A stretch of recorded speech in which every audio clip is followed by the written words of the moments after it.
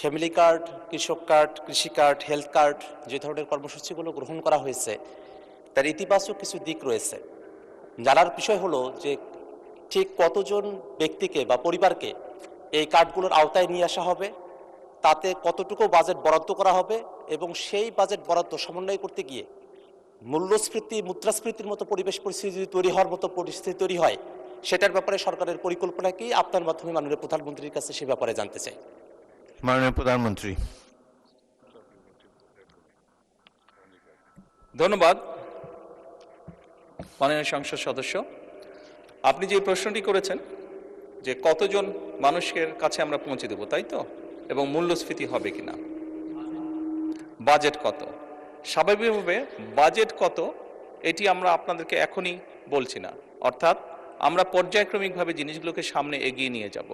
আমাদের এক একটি কৃষক কার্ড এবং এক একটি ফ্যামিলি কার্ডে আমরা রেখেছি কৃষক কার্ড যারা পাবেন সেই সকল কৃষক ২৫০০ টাকা পাবেন বছরে, এবং ফ্যামিলি কার্ডে যারা পাবেন তারা সে সকল নারী প্রতি মাসে ২৫০০ টাকা পাবেন। আমরা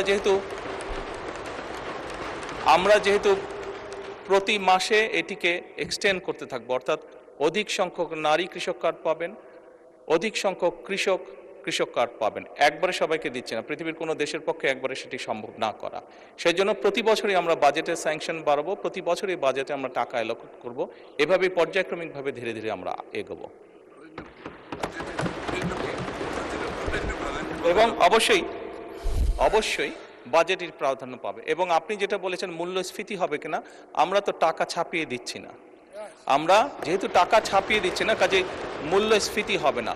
বরং আমরা মনে করি এই টাকাগুলো যখন মার্কেটে যাবে, যারা কৃষক কার্ড পাচ্ছেন সেই সকল কৃষক, যারা প্রান্তিক পর্যায়ে নারীরা যারা পাচ্ছেন টাকা, নিশ্চয়ই তারা সিঙ্গাপুর বা বিভিন্ন দেশে টাকা পাচার করবেন না। সেই টাকা লোকাল অর্থনীতিতে তারা খরচ করবেন, এবং একজন নারী স্বাভাবিকভাবে সেটি তার সন্তানের লেখাপড়ার পিছে খরচ করবেন, অথবা সেটি তার সন্তান বা পরিবারকে একটু ভালো খাবারের ব্যবস্থা করবেন, অথবা তিনি লোকালি কোনো ছোট ব্যবসা প্রতিষ্ঠান গড়ে তুলবেন।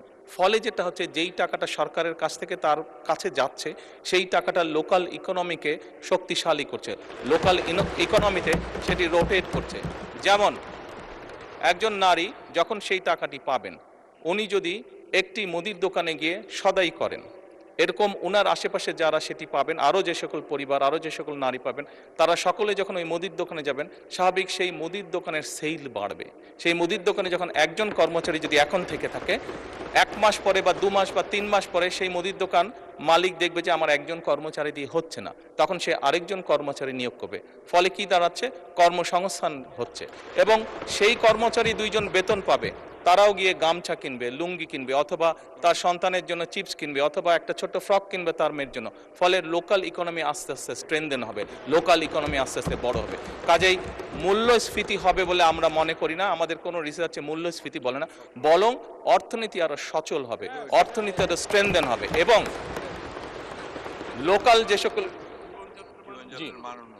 লোকাল যে সকল ইন্ডাস্ট্রি আছে, বাংলাদেশের শতকরা 70 থেকে 80% মানুষ যে সকল প্রোডাক্ট কনজিউম করে সেগুলো লোকাল ইন্ডাস্ট্রি প্রোডাক্ট কনজিউম করে। কাজে লোকাল ইন্ডাস্ট্রিগুলোকে স্ট্রেনদেন করার এটি আরেকটি উপায়, এবং তার ফলে যেটি হবে, সামগ্রিকভাবে ডিপ্রাইভ যে সকল মানুষ আছে, আমি বলছি না যে আগামী 6 মাসের মধ্যে এটি হবে, তবে ইনশাল্লাহ 3 থেকে 5 বছরের মধ্যে আপনি যে পরিবর্তনটি দেখবেন, যারা প্রান্তিক গোষ্ঠীর মানুষ, তাদের জীবনযাত্রার মান ইনশাল্লাহ অনেক উন্নত হবে।